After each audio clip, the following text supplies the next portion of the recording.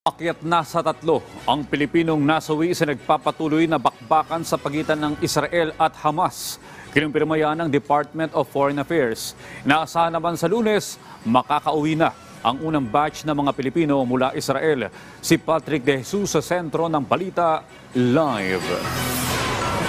Audrey, tama ka dyan. Isa pang Pilipino ang naiulat na namatay dahil sa nagpapatuloy na gulo sa Israel. Ito ang kinumpirma ni Department of Foreign Affairs Undersecretary Eduardo Vega sa press briefing sa Palasyo. Ang nasawing Pilipino ay 49 anyos na babae mula sa Negros Occidental.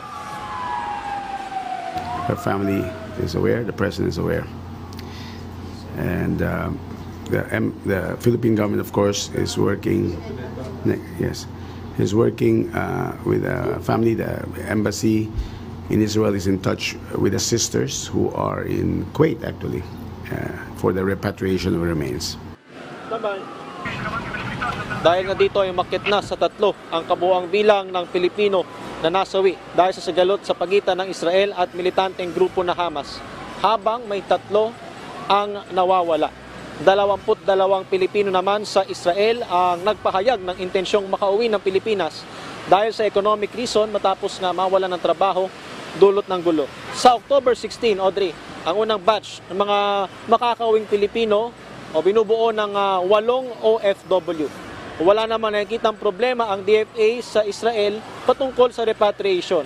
Mas tinututukan ang sitwasyon sa Gaza kung saan 72 Pilipino roon ang nais ng ma-repatriate. Yet, because of the fact that Gaza is under a blockade. But we are working on it. We are working with our partners, diplomatic partners, to see if a humanitarian corridor can be opened to allow people to exit through, obviously, through if not the border with Israel, through the Rafah border with Egypt. Audrey, na natili ang alert level 2 sa Israel o non-deployment sa naturang bansa, habang alert level 3 sa Gaza o voluntary repatriation. Sabi ng DFA, pinag-utos ni Pangulong Ferdinand R. Marcos Jr. ang agarang repatriation sa mga Pilipinong apektado, maging ang koordinasyon sa mga kinaukulang bansa. Audrey. Patrick, bawat minuto ay importante doon sa paghahanap sa mga kababayan nating nawawala pa. Itong 3 unaccounted for. Ano na yung update sa paghahanap sa mga kababayan natin?